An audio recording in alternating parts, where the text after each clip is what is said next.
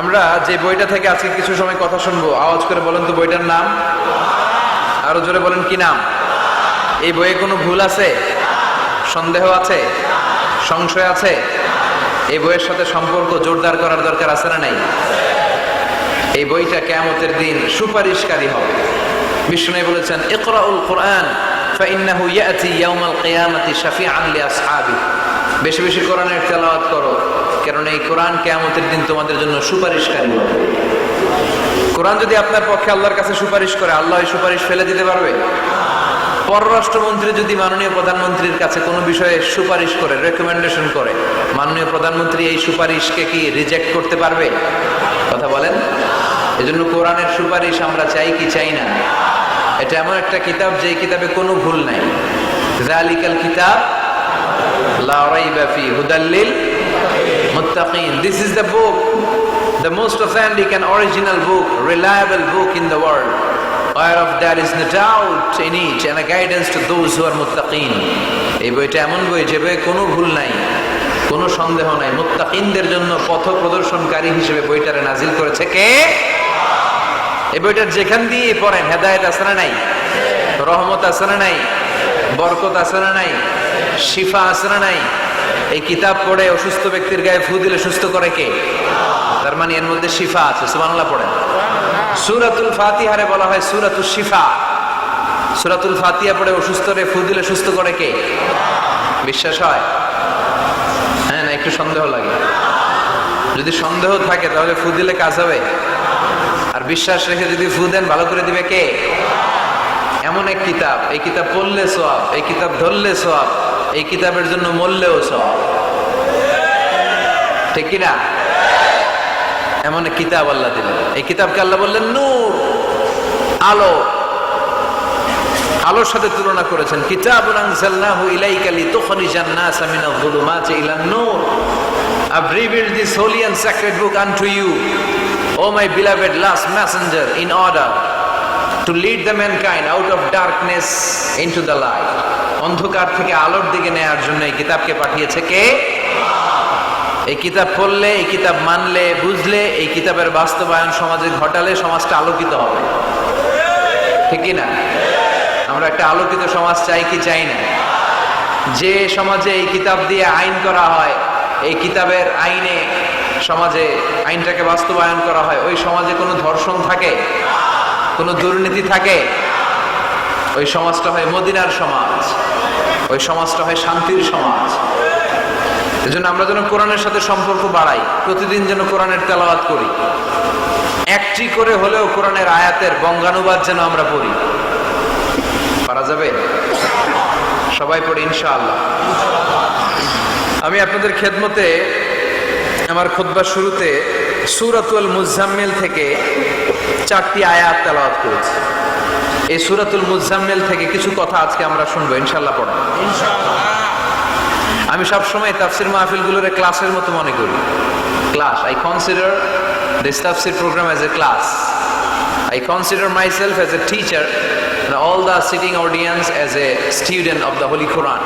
আমি মনে করি যে আমি কোরআনের শিক্ষক, আর যারা শুনছে তারা আমাদের ছাত্র। আমার আগে যিনি এখানে কথা বলছিলেন তিনি ছিলেন আমাদের শিক্ষক। এখন আমি একটু করে বসার সুযোগ পাইছি, আমি হয়ে গেছি শিক্ষক, আর আমরা সবাই কোরআনের ছাত্র। খুশি না বেজার?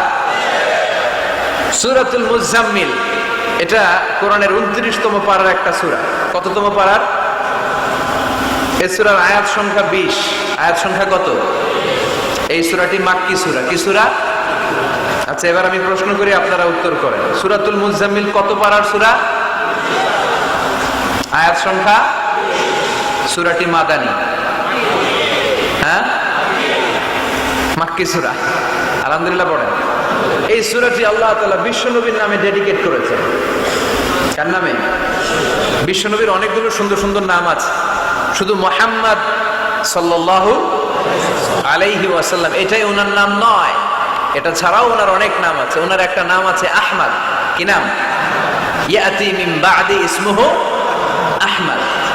মুহাম্মদ ওনার নাম, আহমদ ওনার নাম, তাহা ওনার নাম, মুজাম্মিল এটা ওনার একটা নাম, মুদ্দাসসির এটা ওনার একটা নাম, আবুল কাসিম এটার একটা নাম কুনিয়াত।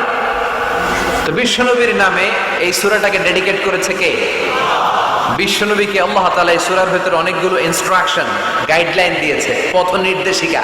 এগুলো আমাদের জীবনেও কাজে লাগবে, ঠিক কিনা? তো এই আল মুজাম্মিল বিশ্বনবীর নামে ডেডিকেট করা একটি সূরা। আবার এই নামে আমাদেরও অনেকের নাম পাওয়া যায়, আছে না নাই?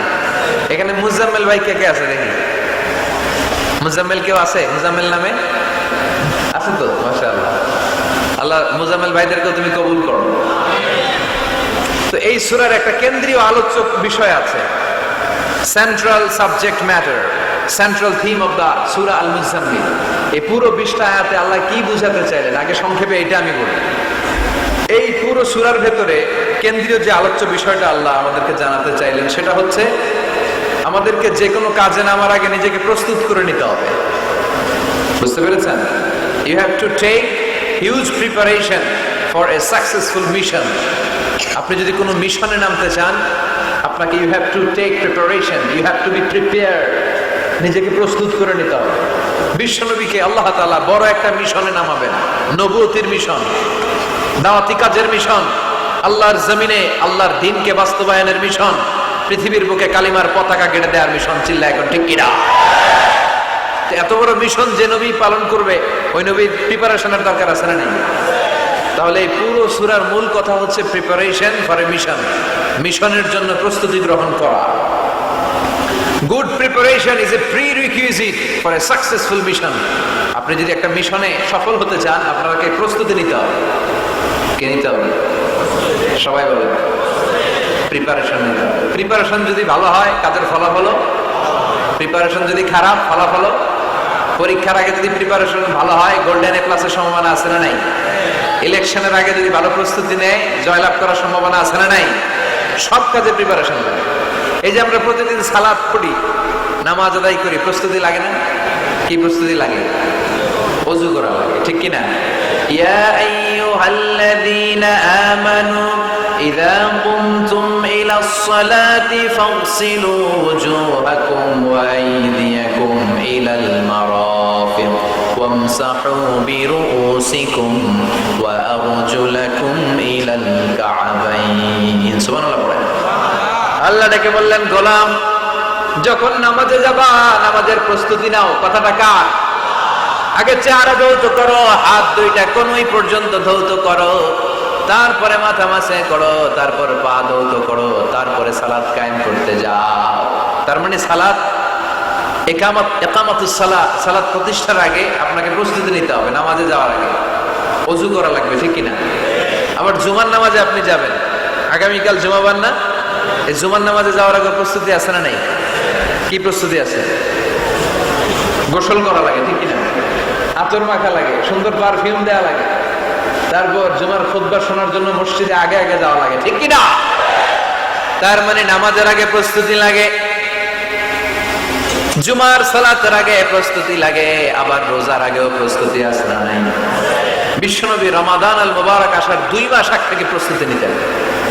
বিশ্বনবী দোয়া করতে শুরু করতেন রজব মাস থেকে, আর আল্লাহর কাছে বলতেন, আল্লাহুম্মা বারিক লানা ফি রজব ওয়া শাবান ওয়া বাল্লিগনা রমাদান। রজব শাবানে বরকতে দাও, রমজান মাসে গুনাহ ঝরাও। সপ্তাহ জুড়ে তুমি বরকতে দাও, জুমার দিনেতে গুনাহ ঝরাও। রজব শাবানে বরকতে দাও, রমজান মাসে গুনাহ ঝরাও। চিল্লায় পড়েন আমিন। রমজান আসার 2 মাস আগে বিশ্বনবী রজব মাস থেকে রমজানের প্রস্তুতি নিতেন। আল্লাহু আকবার। আর পড়তেন, আল্লাহুম্মা বারিক লানা ফি রজব ওয়া শাবান।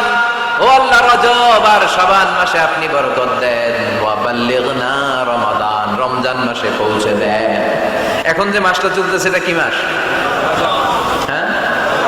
তাহলে রমজানের প্রস্তুতি নেওয়ার দরকার আছে না নাই? রমজানের 2 মাস আগ থেকে উনি প্রস্তুতি নিতেন। এরপরে ঈদ আসার আগে রমজানের প্রস্তুতি আছে না নাই?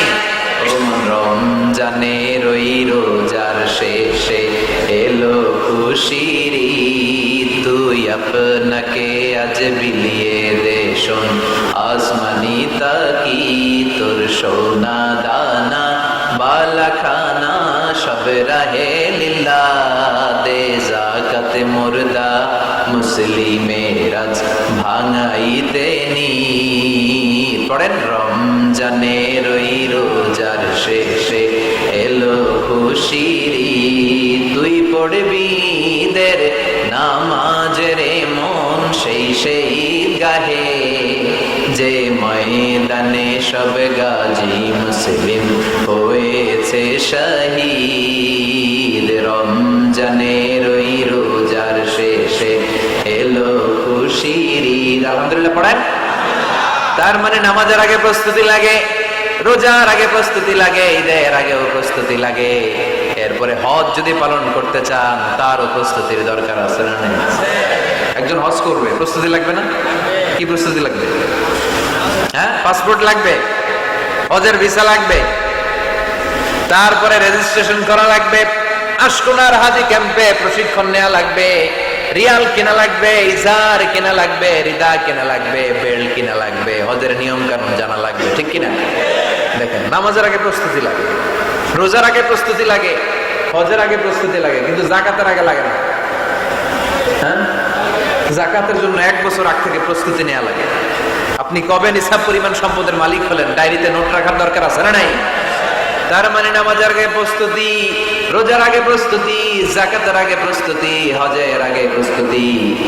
এই সূরার মধ্য দিয়ে রব্বুল আলামিন বিশ্বনবীরে বোঝাতে চাইলেন, ও নবী, বিশাল একটা মিশনে আপনি নামবেন, বিশাল একটা যুদ্ধে আপনি নামবেন, কালেমার বাণীকে দুনিয়ার বুকে প্রচার করার গুরু দায়িত্ব নিয়ে নামবেন। এত বড় দায়িত্ব পালনের আগে আপনার প্রস্তুতি নেওয়ার দরকার আছে না নাই? বিশ্বনবীকে প্রস্তুতি নিতে বললেন। তার মানে এই সূরার কেন্দ্রীয় আলোচ্য বিষয় হচ্ছে you have to take a very good preparation for a mission. আপনি কোন কাজে সফল হতে হলে আপনাকে প্রস্তুতি নিতে হবে, ভালো প্রস্তুতি ছাড়া সফল হওয়া যাবে। আবার যুদ্ধের ময়দানেও যখন আমরা যাই, বিশ্বনবী যেতেন, প্রস্তুতি ছিল কি ছিল না? আল্লাহ বললেন, ওয়া আ'ইদ্দু লাহুম মাসতাতা'তুম মিন কুওয়া ওয়া মির রিবাতিল খাইল তুরহিবুনা বিহি আদুওয়াল্লাহি ওয়া আদুওয়াকুম। আল্লাহ ডেকে বলেন, গোলাম, যুদ্ধের ময়দানে যাওয়ার আগে ভালো করে নিজেদেরকে প্রস্তুত করে নাও। ওয়া আ'ইদ্দু লাহুম মাসতাতা'তুম মিন কুওয়া, তোমাদের শক্তি সামর্থ্য যা আছে সব প্রস্তুত করে রাখো। সবকিছু প্রস্তুত থাকবে মুসলমানদের, মুসলমান থাকবে সদা জাগ্রত, সদা প্রস্তুত। চিল্লায় বলেন ঠিক কিনা? প্রস্তুত থাকতে হবে যুদ্ধের জন্য। আমরা যে যোদ্ধা, আমরা ভুলেই গেছি। আমরা যে যোদ্ধা জাতি, আমাদের রক্তে যে যুদ্ধের ঘ্রাণ, এটা আমরা ভুলেই গেছি। আল্লাহ বললেন, ওয়া আ'ইদ্দু লাহুম মাসতাতা'তুম মিন কুওয়া, শক্তি আর রসদ জোগাড় করে রাখো। তুরহিবুনা বিহি আদুওয়াল্লাহি ওয়া আদুওয়াকুম, এই শক্তি আর সম্ভাবনা দিয়ে আল্লাহর দুশমনদেরকে তোমরা ভয় দেখাবা। মির রিবাতিল খাইল, ঘোড় সাওয়ারগুলোকে প্রস্তুত করে রাখো। বর্তমানে তো ঘোড়া টোরা নাই, এখন প্রস্তুত করে রাখতে হবে অ্যাটম বোমা, ঠিক কিনা? এখন রাখতে হবে AK-47, rocket launcher, drone, missile, ballistic ক্ষেপণাস্ত্র, রণতরী, যুদ্ধ জাহাজ, ঠিক কিনা? গোটা বিশ্বের মুসলমানদের একটা সেন্ট্রাল মিলিটারি দরকার। 50টারও বেশি মুসলিম দেশ, আমাদের সেন্ট্রাল কোনো লিডারশিপ নাই, আমাদের কেন্দ্রীয় কোনো মিলিটারি নাই। যদি আমাদের একটা মিলিটারি থাকতো, সিরিয়াতে আক্রমণ হয়েছে আমাদের বিরুদ্ধে, আমাদের মুসলিম মিলিটারি সেখানে প্রতিরোধ গড়ে তুলতো। চিল্লায় এখন ঠিক কিনা? আরাকানে আক্রমণ হয়েছে, মুসলিম মিলিটারি প্রতিরোধ গড়ে তুলবে। ফিলিস্তিনে আক্রমণ হয়েছে, আমাদের মুসলিম মিলিটারি প্রতিরোধ গড়ে তুলবে। কিন্তু আমাদেরকে নেতৃত্ব দেওয়ার মতো কেউ নাই, আমাদের শক্তি সম্ভাবনাকে জোগাড় করে রাখার মতো কেউ নাই। এক রিসেপ তাইয়িব এরদোগান গোটা বিশ্বের যেখানে মুসলমানরা নির্যাতিত ওখানে ছুটে যায়, সে একা কি করবে? এরকম 10টা এরদোগান যদি আমাদের হাতে থাকতো, মুসলমানদের দিকে চোখ রাঙিয়ে কথা বলার সাহস কারো ছিল না। চিল্লা এখন ঠিক কিনা?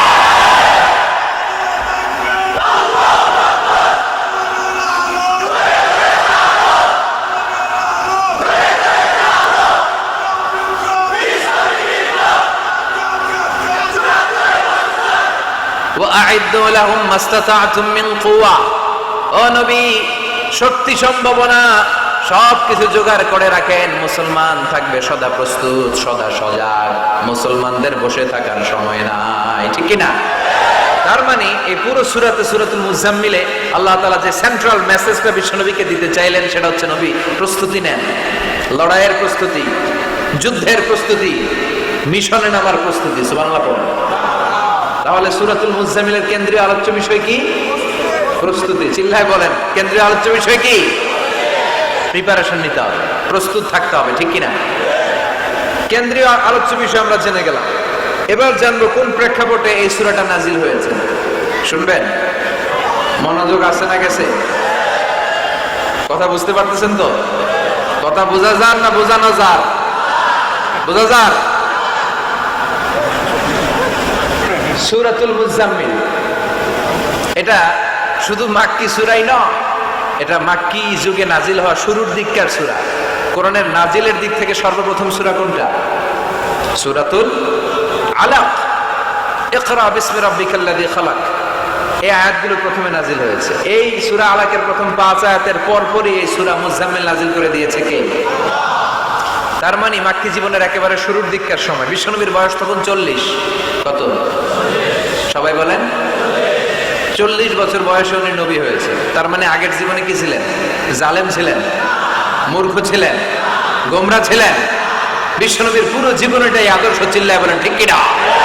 As a father, as a teacher, as a lawgiver, as a lawmaker, as a philosopher, as a reformer of the society, as a commander, as a messenger, Muhammad is the superman of the world.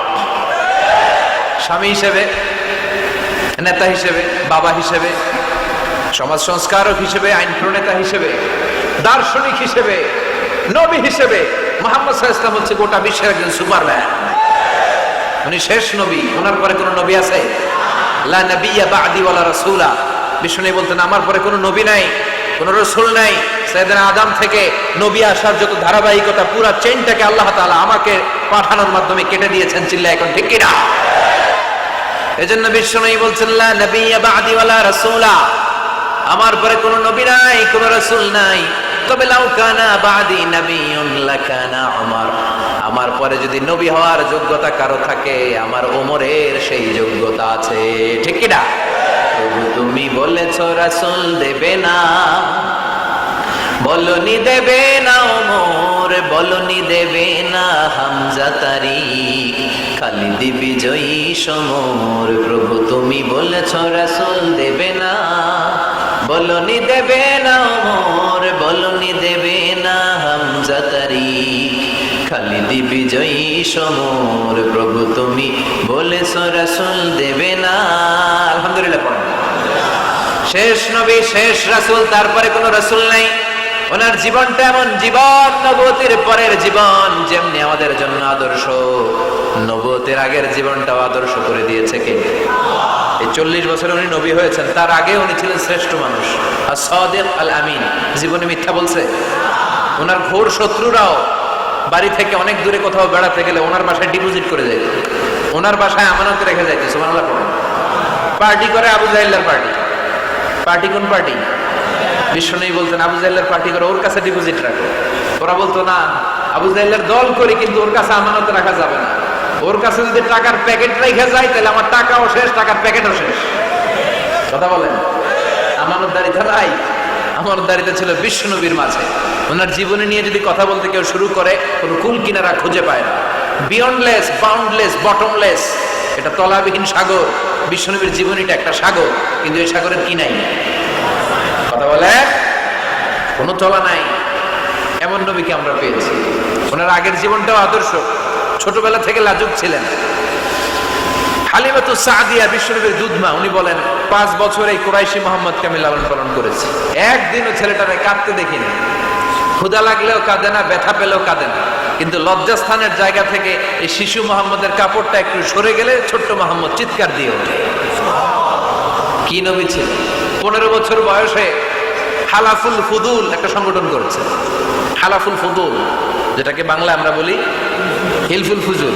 আসলে শব্দটা হালাফুল ফুদুল। হালাফ মানে শপথ, to take N oath, শপথ নেয়া। ফুদুল হচ্ছে ভালো কাজের উপর। উনি হাতে হাত রেখে যুবকদেরকে নিয়ে মক্কা আইন করলেন। মক্কার জমিনে কোনো দুর্বলের উপর, মাজলুমের উপর কোনো জালিমের অত্যাচার চলতে দেয়া যাবে না। মক্কার বুকে কোনো টেন্ডারবাজি চলবে না, চাঁদাবাজি চলবে না, ধর্ষণ চলবে না, ছিনতাই আর রাহাজানি চলবে না। চিল্লায় এখন ঠিক কিনা? 15 বছর বয়সে পুরো মক্কা শহর কাঁপায় দিয়েছে। উনি তো ওই নবী, সব সময় ছিলেন অন্যায়ের বিরুদ্ধে কঠোর। ওনার ইমানটা এমন ছিল প্রয়োজনে জ্বলে উঠতো। চিৎকার করে বলেন ঠিক কিনা? যে ইমানে প্রয়োজনে জ্বলে ওঠে না, যে ইমান সত্য ন্যায়ের কথা বলে না, যে ইমানে প্রয়োজনে জ্বলে ওঠে না, যে ইমান সত্য ন্যায়ের কথা বলে না, যে ইমান বাস্তবে নাই, যে ইমান অন্তরে নাই, মুখে শুধু ফাঁকা বলি, কি করে তারে বলো ইমান বলি, কি করে তারে বলো ইমান বলি, কি করে তারে বলো ইমান বলি। ঠিক কিনা? ওনার ইমানটা ছিল এমন ইমান, প্রয়োজনে জ্বলে উঠতো ইমানের তেজে। উনি ছিলেন ওই নবী, 40 বছরের আগের জীবনে যেমন পরের জীবনে তেমন। সুবহানাল্লাহ। তো বিশ্বনবী 40 বছর বয়সে ওহী পেলেন। ওনার ওহীর সূচনাটা ছিল আর রুইয়া সালেহা, সত্য স্বপ্ন। বুখারীর প্রথম বাবটা হচ্ছে বাব কাইফা কানা বাদউল ওয়াহী ইলা রাসূলিল্লাহ। আল্লাহ রাসূলের কাছে ওহীর সূত্রপাতটা কেমন হয়েছে শুনবেন। সর্বপ্রথম ছিল স্বপ্ন। উনি রাতে সুন্দর সুন্দর স্বপ্ন দেখতেন। আমরা স্বপ্ন দেখি না? কি স্বপ্ন দেখেন? মারামারি, হরতাল, হ্যাঁ, টাকা। আর কি দেখো তোমরা? জিহাদি। তো বিশ্বনবী স্বপ্ন দেখতেন আর রুইয়া as-সালেহা, সত্য সুন্দর স্বপ্ন। আর রাতের বেলা বিশ্বনবী যাই স্বপ্নে দেখতেন, দিবালোকের আলোর ন্যায় সকালে এটা সুস্পষ্ট হয়ে যেত। চিল্লা এখন সুবহানাল্লাহ। কারণ নবীদের স্বপ্নটা ওহী। নবীদের স্বপ্নটা কি? নবীদের স্বপ্ন যদি ওহী না হতো, তাহলে একটা স্বপ্নের উপর ভিত্তি করে সাইয়েদনা ইব্রাহিম আলাইহিস সালাম ছেলের গলায় ছুরি চালাতেন না। এটা ওহী ছিল, এটা আল্লাহর পক্ষ থেকে স্পেশাল অর্ডার ছিল। চিল্লায় বলেন ঠিক কিনা? তার মানে বিশ্বনবীর জীবনে প্রথম ওহীর সূত্রপাত হয়েছে স্বপ্ন দিয়ে। তারপরে বিশ্বনবীর কাছে নিঃসঙ্গতা, নির্জনতাকে প্রিয় করে দিল কি? বিশ্বনবীর মানুষের সাথে তখন কথা বলতে ভাল লাগে না, একা একা থাকতে ভাল লাগে, একা একা ইবাদত করতে ভাল লাগে। বিশ্বনবী হেরা পাহাড়ে চলে গেলেন। কোথায়? মক্কা থেকে উত্তর দিকে 634 মিটার উঁচু ওই পাহাড়ে যে তাআব্বুদাল লায়ালি, রাত্রিবেলা তিনি ধ্যান করতেন, মেডিটেশন করতেন, চোখ বন্ধ করে স্রষ্টার অস্তিত্বকে খুঁজতেন। খুঁজতে খুঁজতে খুঁজতে 40 দিন ধ্যান করার পরে, 40 দিন আধ্যাত্মিকতার এই চর্চা করার পরে ফাজাহুল হক, সত্য বিশ্বনবীর কাছে এসে ধরা দিল। সাইয়েদনা জিবরাইল চলে আসেন, এসে বললেন ইয়া মুহাম্মদ ইকরা, পড়ো। জান্নাতের একটা রেশমি কাপড়ে সূরাতুল আলাকের 5 আয়াত লেখা, রেশমি কাপড়ের ভেতরে। ওই রেশমি কাপড়টা ধরে বিশ্বনবীকে বললেন, এই প্রথম বিশ্বনবী সাইয়েদনা জিবরাইলকে দেখলেন আর বললেন ইয়া মুহাম্মদ ইকরা, পড়ো। বিশ্বনবী বললেন মা আনা বিকারি, আমি পড়তে পারি না। সুবহানাল্লাহ পড়ো। কারণ বিশ্বনবী ছিলেন আর নবী আল উম্মি, নিরক্ষর নবী। ওনার অক্ষর জ্ঞান ছিল না। আলিফ বা তা সা, কোনটারে জিম বলে কোনটারে সদ বলে বিশ্বনবী চিনতেন না, লিখতে জানতেন না। তিনি ছিলেন নিরক্ষর, কিন্তু মূর্খ না। নিরক্ষর এক জিনিস, মূর্খ আরেক জিনিস। অক্ষর জ্ঞান নাই কিন্তু জ্ঞান আছে।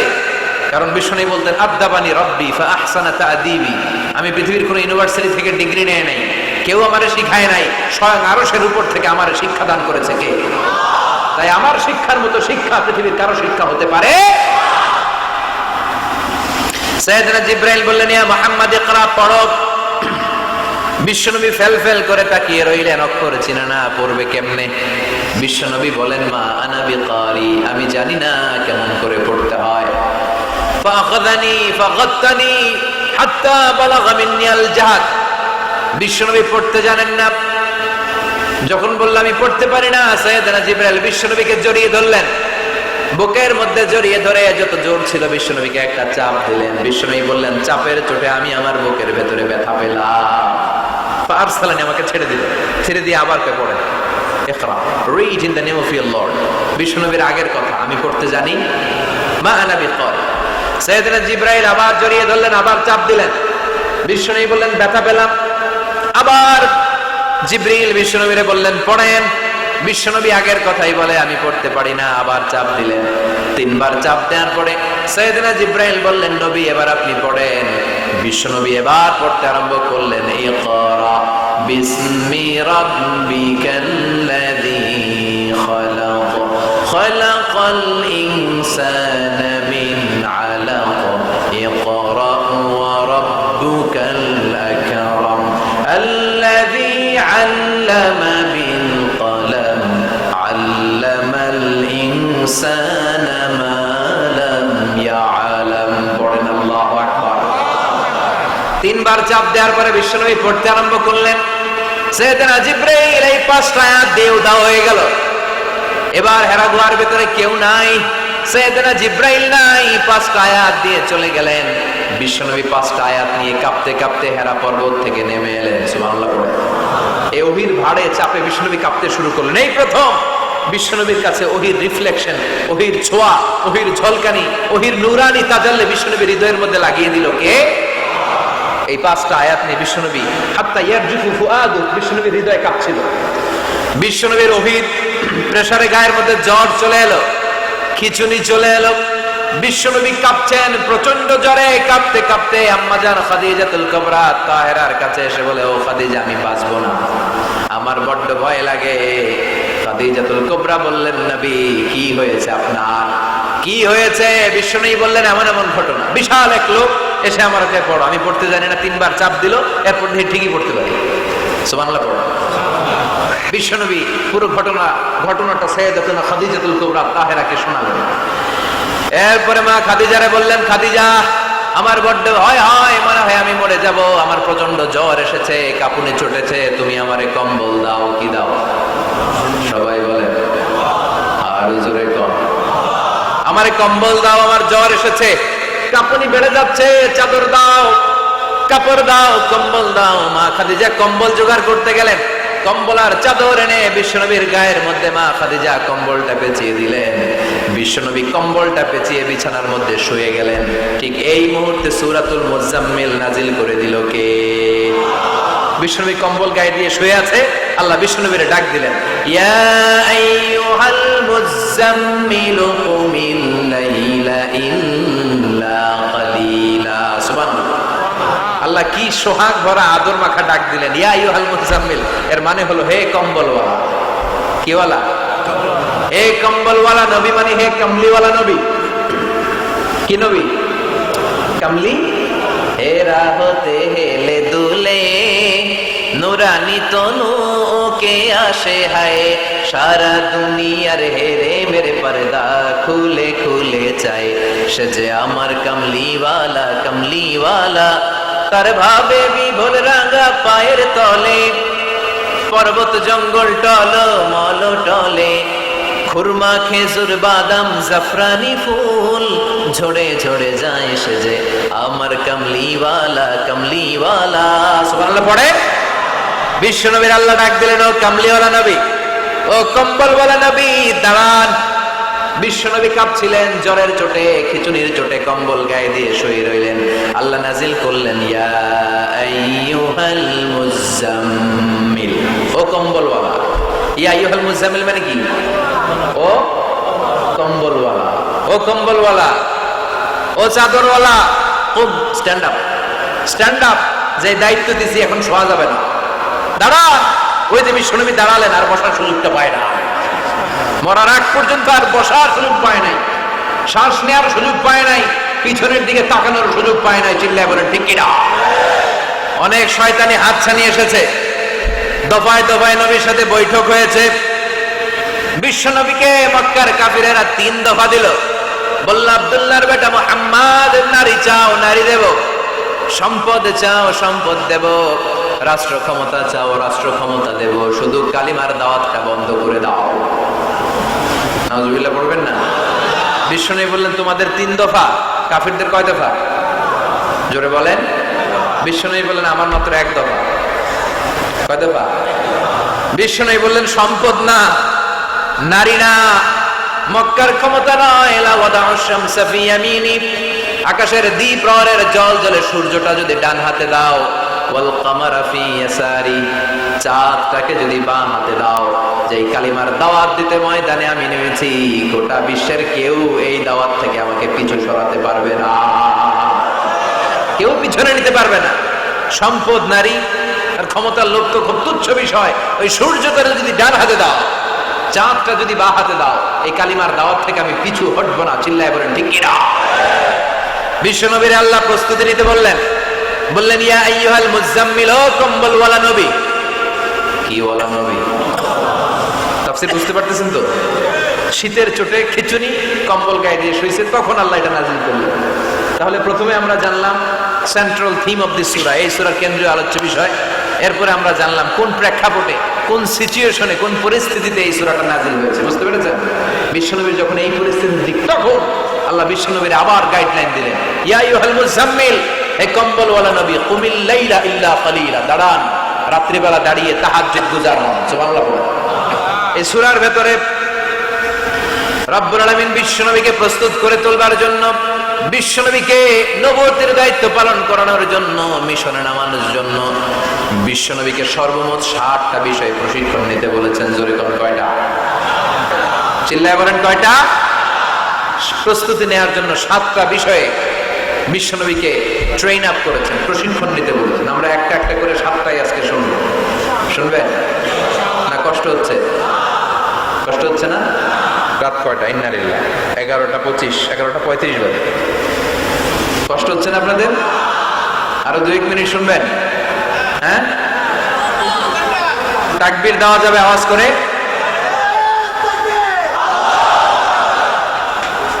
আওয়াজ করে পড়েন, লিল্লাহে তাকবীর, লিল্লাহে তাকবীর। বিশ্বনবীকে আল্লাহ তাআলা 7টা বিষয়ে প্রশিক্ষণ নিতে বললেন। কয়টা? কারণ সামনে অনেক গুরু দায়িত্ব। 1 নাম্বার প্রশিক্ষণ হচ্ছে ইয়া আইয়ুহাল মুজাম্মিল, হে কম্বলওয়ালা নবী, কুমিল লাইলা ইল্লা কালিলা, দাঁড়ান, দাঁড়িয়ে রাত্রে তাহাজ্জুদের নামাজ পড়ুন। কিসের নামাজ? তাহাজ্জুদের জায়নামাজে মরণ দিও প্রভু আমায়, একামতে দিনের কাজে কবুল করে নিও আমায়। তাহাজ্জুদের জায়নামাজে মরণ দিও প্রভু আমায়, একামতে দিনের কাজে কবুল করে নিও আমায়। পড়েন আমিন। তাহলে বিশ্বনবীকে প্রথম যে প্রশিক্ষণ আল্লাহ দিলেন সেটা হচ্ছে তাহাজ্জুদের সালাতের প্রশিক্ষণ। কিসের? রব্বুল আলামিন বললেন, ইয়া আইয়ুহাল মুজাম্মিল কুমিল লাইলা ইল্লা কালিলা, ও নবী, রাত্রি বেলায় দাঁড়ান, পুরো রাত ব্যাপী তাহাজ্জুদ পড়েন। নিসফাহু, রাতের অর্ধেক সময় তাহাজ্জুদ পড়েন। আও ইনকুস মিনহু কালিলা, অথবা তার চেয়েও কিছু কম পড়েন। আও জিদা আলাইহি, অথবা তার চাইতেও বেশি পড়েন। ও নবী, রাত্রিবেলা দাঁড়িয়ে তাহাজ্জুদের সালাত পড়েন। কিসের সালাত? তাহলে বিশ্বনবীকে মিশনে সফল হওয়ার জন্য সর্বপ্রথম যে ডিরেকশন আল্লাহ দিলেন সেটা হচ্ছে তাহাজ্জুদের ডিরেকশন। কিসের? তাহাজ্জুদ করেননি আপনারা? পড়েন? হ্যাঁ, হুজুর ফজর নামাজ তো পড়ি না। কি পড়ি না? তাহাজ্জুদ তো তাদের যারা ফজর পড়ে, যারা ফজরই করেন, ওরা আবার কি তাহাজ্জুদ? কথা বলেন। এই তাহাজ্জুদের সালাত আদায় করলে সম্মান বাড়িয়ে দেয় কে? ঘুমের আরবিতে কিছু নাম আছে। ঘুমের একটা নাম হচ্ছে নুআস। নুআস মানে ড্রোজিনেস। বাসে বসে আছেন, বাসও ঝুলে আপনিও ঝুলতেছেন, এরকম হয় না? ঝিমুনি, এটার বলে নুআস।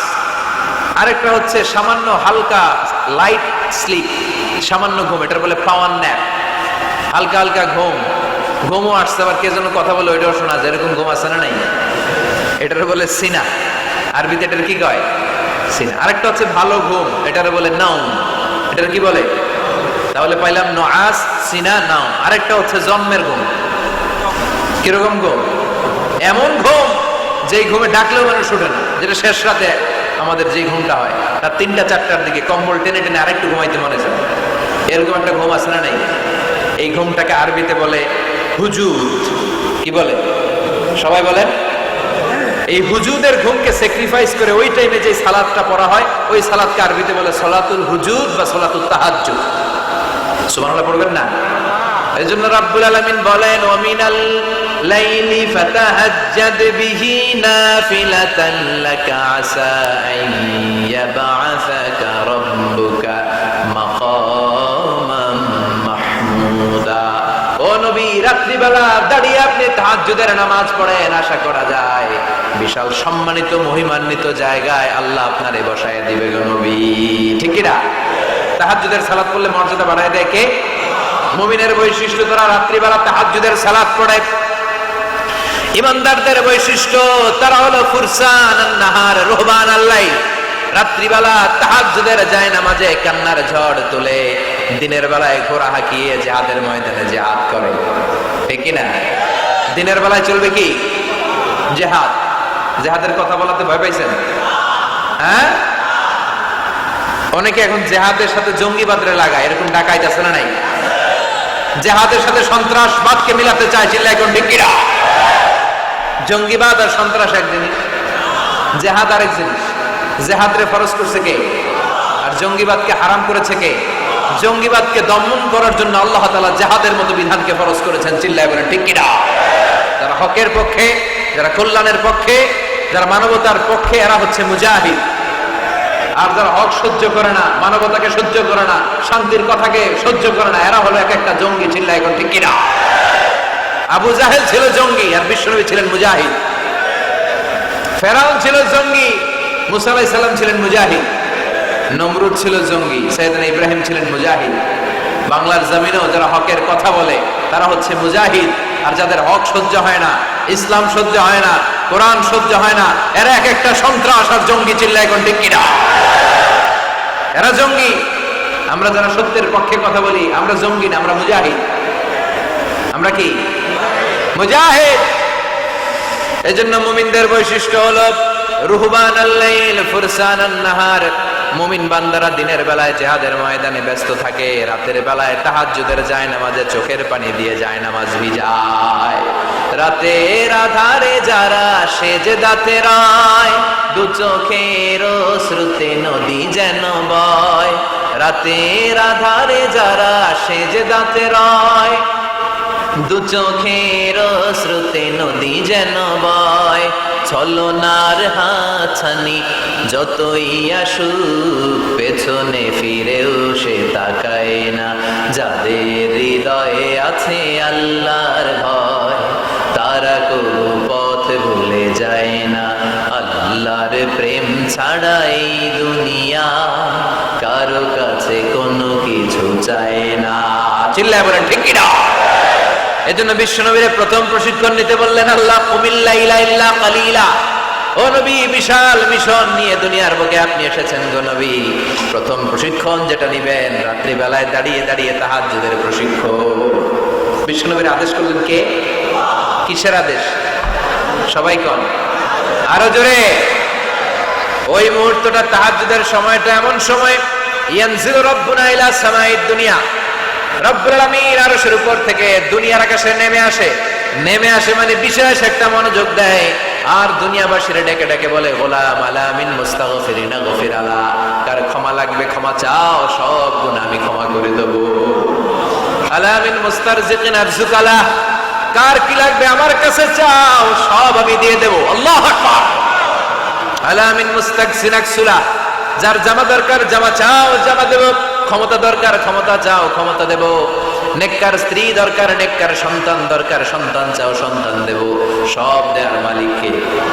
কেউ যেটা পারে না পারে কে? কেউ যেটা দেয় না দেয় কে? কেউ যেটা বুঝে না বুঝে কে? আল্লাহ শেষ সাথে আম করে ডাকে, দেওয়ার জন্য ডাকে, কিন্তু চাওয়ার সময় আমাদের নেই। উনি দেওয়ার জন্য প্রস্তুত, কিন্তু এটা তো নেওয়ার লোক লাগবে। কথা কর। বিশ্বনবী তাহাজ্জুদের সময় দাঁড়িয়ে যেতেন ছোট্ট একটা ঘরে, চাটাইয়ের উপরে বিশ্বনবী মা এসে শুতেন, গাদাগাদি করে জায়গা নাই। মাঝরাতে বিশ্বনবী তাহাজ্জুদের জন্য দাঁড়াতেন, আল্লাহু আকবার বলে দাঁড়িয়ে যেতেন, নামাজ শুরু করে দিতেন। বিশাল বড় সূরা পড়তেন, কিরাত পড়তেন, রুকু করতেন, কিন্তু সিজদার জায়গায় সিজদা দেওয়ার জায়গা নেই। সিজদার জায়গায় মা এসে পা বিছিয়ে শুয়ে আছে। বুখারীর বর্ণনা, বিশ্বনবী সিজদায় যে হাত দিয়ে মা এসার পায়ের মধ্যে চিমটি কাটতেন। মা এসা বুঝতে পারতেন বিশ্বনবী এখন সিজদায় যাবে। সুবহানাল্লাহ পড়েন। মা এসা বুঝতে পেরে পা দুইটা সরিয়ে নিতেন, বিশ্বনবী সিজদা দিতেন। সিজদা দিয়ে বিশ্বনবী যখন আবার দাঁড়িয়ে যেতেন, মা আয়েশা পা বিছিয়ে আবার শুয়ে পড়তেন। কি ইবাদত ছিল বিশ্বনবীর! হাত্তা তাতাওয়াররামু খাদামা। মা আয়েশা বলতেন বিশ্বনবী দাঁড়িয়ে থাকতে থাকতে এত সময় ধরে তাহাজ্জুদের সালাত করতেন, ওনার পা গুলো ফুলে এরকম টিউমারের মতো মোটা হয়ে যেত। সুবহানাল্লাহ পড়বেন না? দাঁড়িয়ে থাকতে থাকতে বিশ্বনবীর পা গুলো টিউমারের মতো মোটা হয়ে যেত। প্রথম রাকাতে বাকারা আলে ইমরান পড়ে ফেলতেন। সুবহানাল্লাহ পড়েন। বিশ্বনবীর পা যেন ফেটে যাবে এভাবে হাত বেঁধে দাঁড়িয়ে থাকতে থাকতে বিশ্বনবীর হাতগুলো বাঁকা হয়ে যেত, ব্যথা হয়ে যেত। বিশ্বনবী তখন হাত দুইটা ছেড়ে দিতেন। আবার যখন এনার্জি ফিরে পেতেন, যখন বিশ্বনবীর ভালো লাগতো আবার হাত বাঁধতেন। পড়েন সুবহানাল্লাহ। তার মানে হাত ছেড়ে দিও নামাজ পড়াবো, হাত ছেড়ে দিও। মালিকি মাযহাবের কিছু স্কলাররা ওনারা মত নিয়েছে, ওনাদের অনুসারীরা এরসাল করে। আমাদের দেশে কেউ বাদে এইভাবে, কেউ এইভাবে, কেউ এইভাবে। মালিকিরা বাদেই না, কেউ বাদবই না, কি করবি কর, আছে না নাই? আপনি যদি হজ করতে যান মক্কা মদিনায় এই আমলগুলো দেখতে পারবেন। এটা সুন্নাত একটা আমল। হাত ছেড়ে দিলেও যেখানে সালাত হয়ে যায় ওই জায়গায় কই বাঁধবে এই নিয়ে কিলাকিলি আছে না নাই? উপরে না নিচে, আমিন জোরে না আসতে, আছে না নাই? পেকুয়াতে মাশাআল্লাহ এগুলো নাই, হ্যাঁ পেকুয়াতে এগুলো আছে। বিশ্বনবী লম্বা সময় দাঁড়িয়ে তাহাজ্জুদ করতেন। তাহাজ্জুদ করলে আপনার মর্যাদা বাড়ায় দিবে কে? সাইয়েদনা জিবরাইল বললেন ইন্না শারাফাল মুমিন ফি কিয়ামিল লাইল।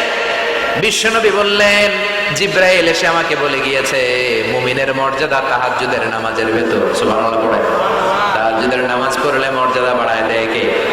দুই নাম্বার কুরবাতুন ইলাল্লাহ। তাহাজ্জুদের নামাজ পড়লে আল্লাহর সাথে নৈকট্য বাড়িয়ে দেয় কে? আল্লাহর সাথে কানেক্টিভিটি আপনার বেড়ে যাবে। আমাদের দুনিয়াতে সব জায়গায় কানেক্টিভিটি আছে। এমপির সাথে হাত আছে, চেয়ারম্যানের সাথে হাত আছে, ওই এসআই এর সাথে হাত আছে, পুলিশের আইজির সাথে হাত আছে, কিন্তু আল্লাহর সাথে হাতটা নেই। কথা কর, আসল জায়গায় কানেকশন লাগানো দরকার। চিল্লায় বলেন ঠিক কিনা? মান লাহুল মাওলা ফালাহুল কুল্লু। যে ব্যক্তি আল্লাহর হয়ে যায় গোটা বিশ্ব তার হয়ে যায়। যে সব জায়গায় যে ধর্ণা দেয় আল্লাহর কাছে ধর্ণা দেয় না, তার কোনো মর্যাদা নাই। আর যে ব্যক্তি সব দিক থেকে মুখ ফিরিয়ে আল্লাহর কাছে যায় গোটা বিশ্বের সবাই তার দিকে তাকিয়ে থাকে। এজন্য সম্পর্কটা লাগাইতে হবে কোন জায়গায়? তার মানে তাহাজ্জুদ পড়লে মর্যাদা বেড়ে যায়, আল্লাহর সাথে সম্পর্ক বেড়ে যায়। বিশ্বনবী বললেন মানহাতুনা আনিল ইসিম। তাহাজ্জুদের নামাজ পড়লে তাহাজ্জুদের নামাজ আপনারে পাপ কাজ থেকে বাধা দিবে। সুবহানাল্লাহ পড়ে। তাহাজ্জুদ যারা পড়ে এরা পাপ কাজ করে না। চিল্লায় কোন ঠিক কিনা? 4 নম্বরে মুকাফফিরাতুল লিসাইয়্যাত। পাপ আর অন্যায় যদি কিছু হয়েও থাকে তাহাজ্জুদের নামাজ পড়লে তাহাজ্জুদের নামাজ পাপগুলোরে ধুয়ে মুছে সাফ করে দেয়। এজন্য তাহাজ্জুদ পড়ার দরকার আছে না নাই? বিশ্বনবী বললেন আপনার প্রথম প্রশিক্ষণ হচ্ছে তাহাজ্জুদের প্রশিক্ষণ। কিসের প্রশিক্ষণ? এজন্য আল্লাহ বললেন ইয়া আইয়ুহাল মুযাম্মিলু কুমিল লাইলা ইল্লা ক্বালিলা নিসফাহু আও ইনকুস মিনহু ক্বালিলা আও জিদ আলাইহি ওয়া রাত্তিলিল কুরআনা তারতিলা। সুবহানাল্লাহ। 1 নাম্বার প্রশিক্ষণ চলে গেল। 1 নাম্বার প্রশিক্ষণ কি ছিল? তাহাজ্জুদ। আওয়াজ করে বলেন না কি ছিল? 2 নাম্বার প্রশিক্ষণ ওয়ারাত্তিলিল কুরআনা তারতিলা। ও নবী মন গড়া কোরআন তেলাওয়াত করবেন না, যেমন মন চায় তেমন কোরআন পড়া যায় না। ওয়ারাত্তিলিল কুরআনা তারতিলা। তারতিলের সাথে তাজবিদের সাথে মাখারিজুল হুরুফ মেইনটেইন করে আপনি তারতিলের সাথে তেলাওয়াত করেন। যারা তারতিলের সাথে তেলাওয়াত করেন কিয়ামতের দিন আল্লাহ বলবে ইকরা ওয়ারতাকি ওয়ারাত্তিল কামা কুনতা তুরাত্তিলু ফিদ দুনিয়া। দুনিয়াতে যেমনি পড়েছো পড়ো, যত আয়াত পড়বা জান্নাতের বিল্ডিং তত লম্বা হয়ে যাবে। আল্লাহু আকবার। সাইয়েদনা আনাস রাদিয়াল্লাহু তাআলা আনহু ছিলেন বিশ্বনবীর খাদেম।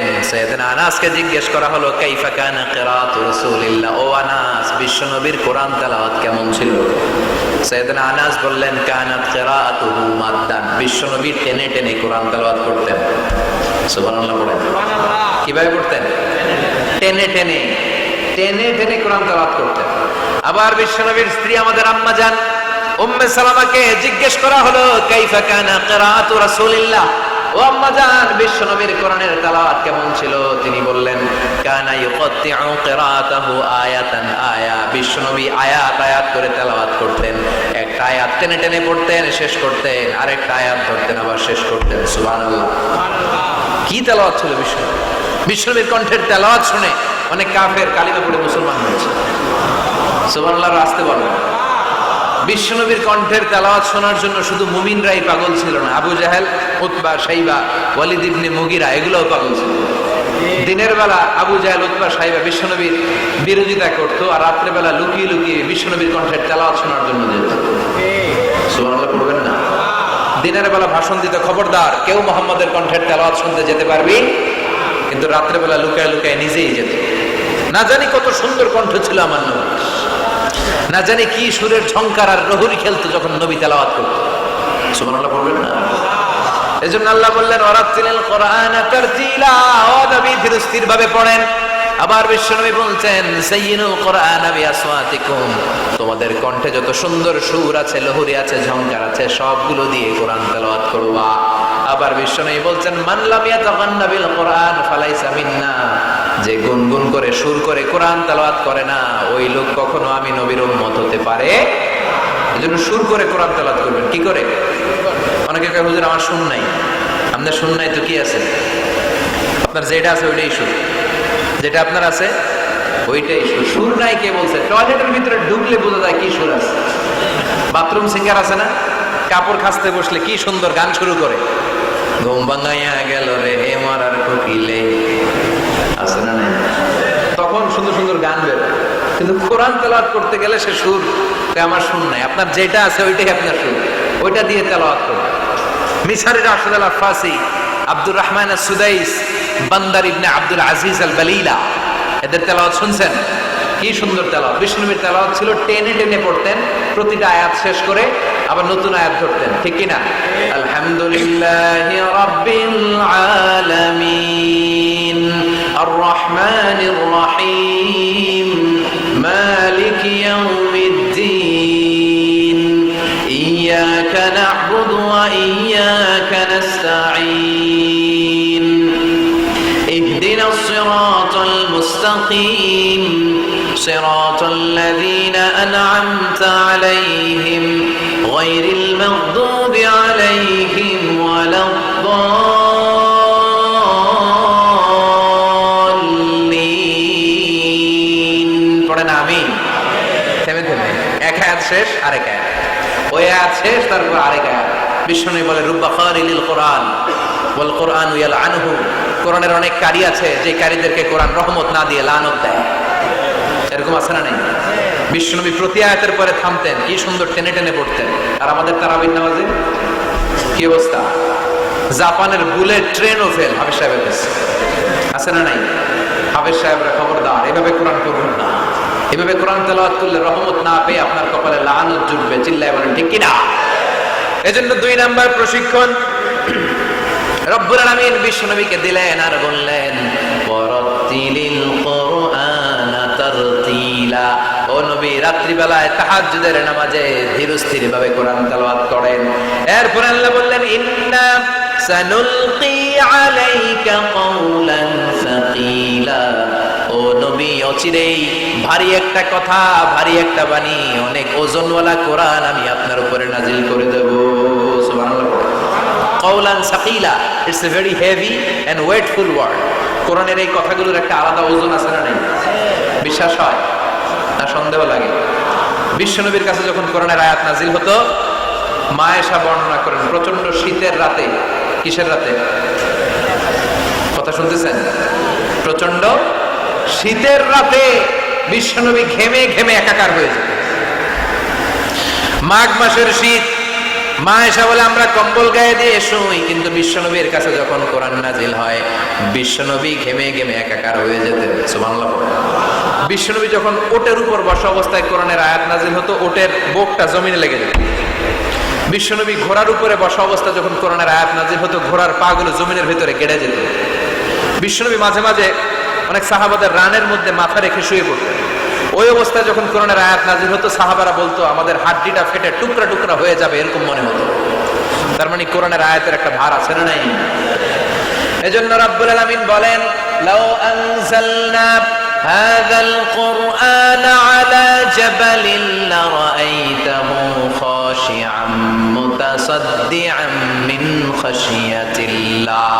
ও নবী, কোরআনকে মানুষের উপর নাজিল না করে যদি পাহাড়ের উপর নাজিল করতাম, আপনি দেখতেন কোরআনের ভারে বড় বড় পাহাড়গুলো ভেঙে চুরে খান খান হয়ে যেত গো নবী।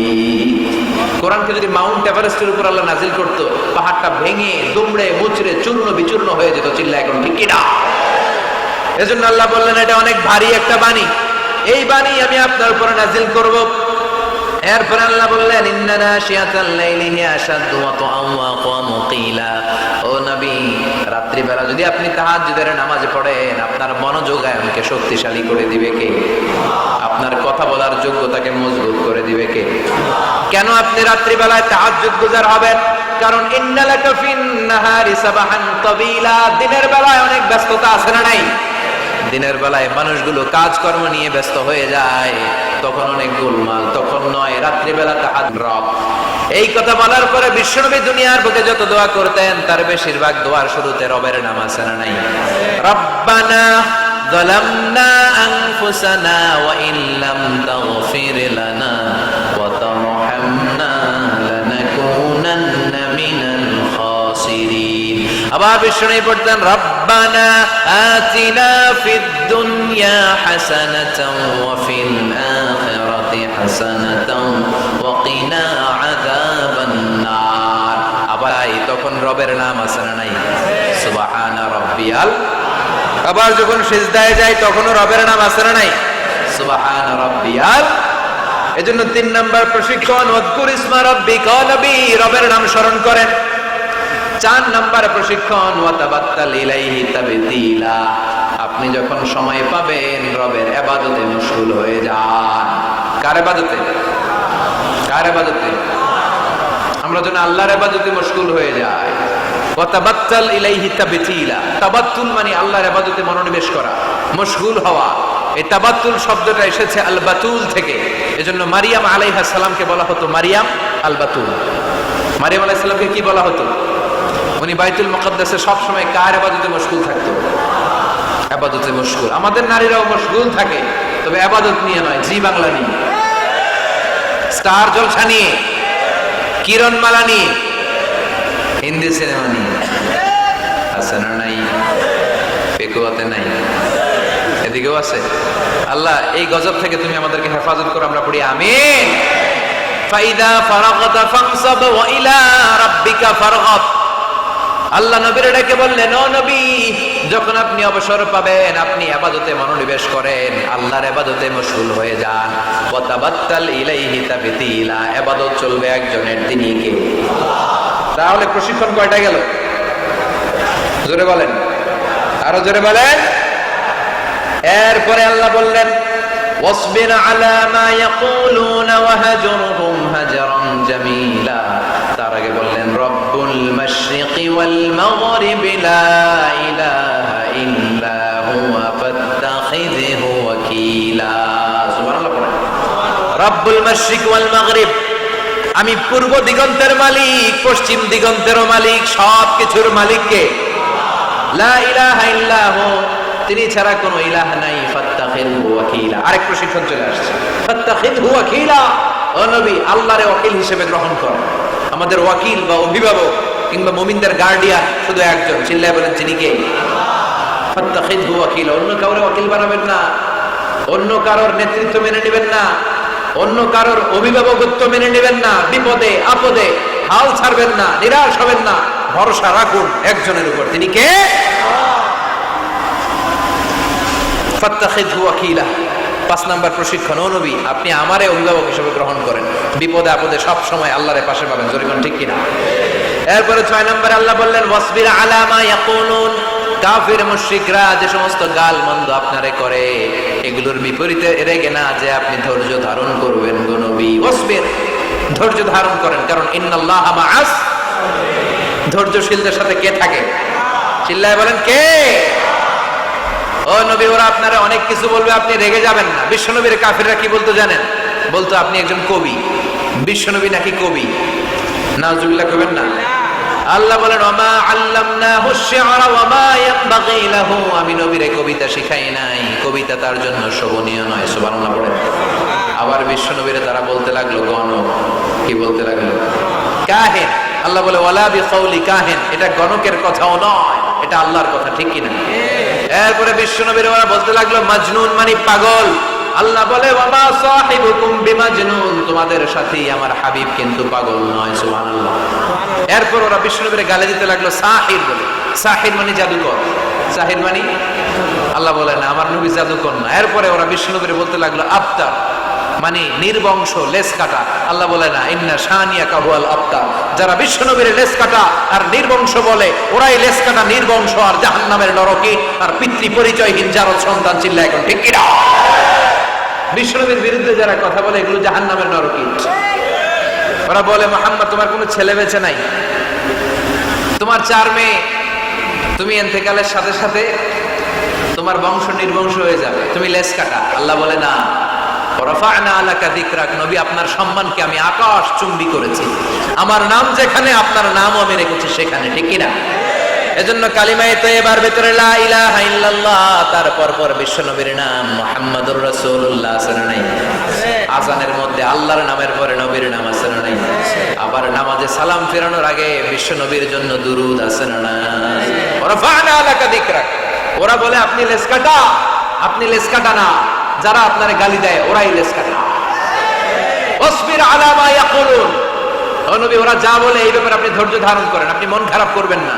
এই গালি গালাজ এটা নবীদের শুনতে হবে, এটা সুন্নাত। আমরাও এখন গালি গালাজ শুনি, জোরে কোন ঠিক কিনা? আমাদেরকে বলে ব্যাকডেটেড, ব্যাকডেটেড, কিছু জানে না এরা মোল্লা। আমি করে কি ডাকে? একজন মেম্বার অফ দ্য পার্লামেন্ট কয়েকদিন আগে সংসদ ভবনে বলছে মোল্লাতন্ত্র। কি বলছে? ইসলামের কথা ভালো লাগে না, কাদিয়ানীদের সাফাইগা আছে না নাই? বিশ্ব নবী যে শেষ নবী এটা মানে না কাদিয়ানীরা, ওরা উনি কাদিয়ানীদের সাফার গায়, তার মানে ইসলাম ওনার ভালো লাগে না, ওনার ভালো লাগে কাদিয়ানী সম্প্রদায়কে। চিল্লা এখন ঠিক কিনা? বিশ্ব নবীরে বলেছে কবি, ওনারে বলেছে গণক, ওনারে বলেছে জাদুকর, ওনারে বলেছে পাগল, ওনারে বলে লেস কাটা। ওই গালিগুলো আমাদেরও শুনতে হবে যদি নবীর অনুসারী হই। আমাদেরকে এখন গণক বলে না, পাগল বলে না, আমাদেরকে বলে মোল্লা, আমাদেরকে বলে রাজাকার, আমাদেরকে বলে যুদ্ধাপরাধী। চিল্লা এখন ঠিক কিনা? যুগে যুগে গালি গালাজ আছে না নাই?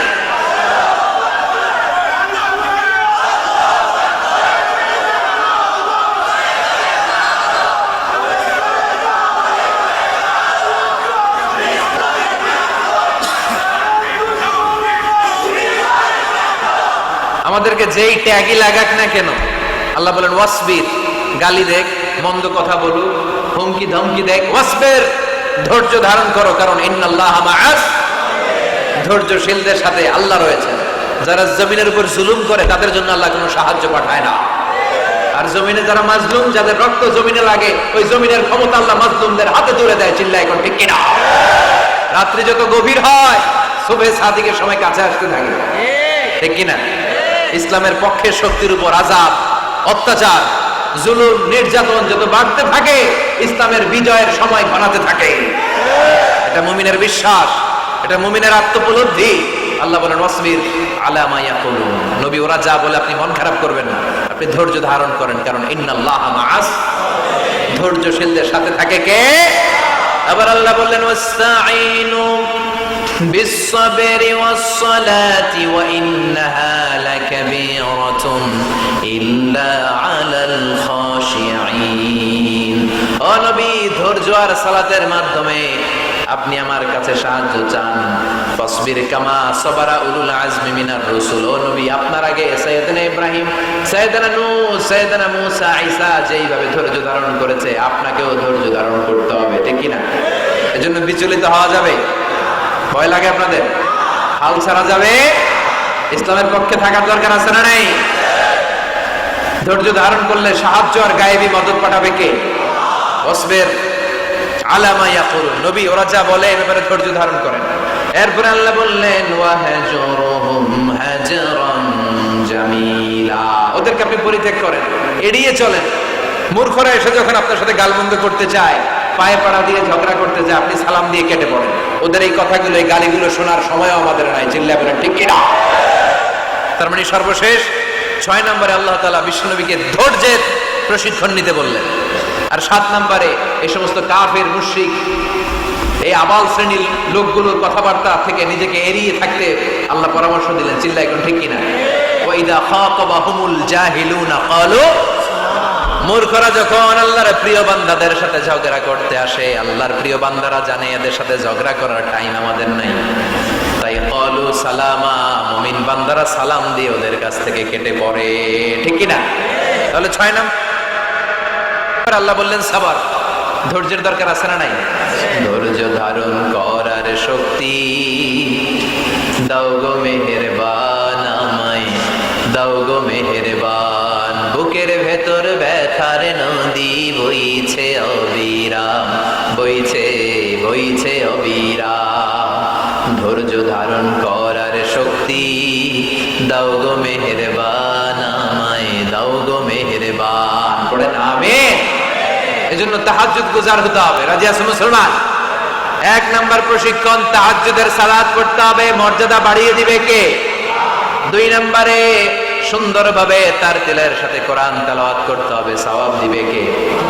3 নম্বরে রব্বুল আলামিন বললেন ওয়াজকুর ইসমা রাব্বিক, সব সময় জিকির চলবে কার?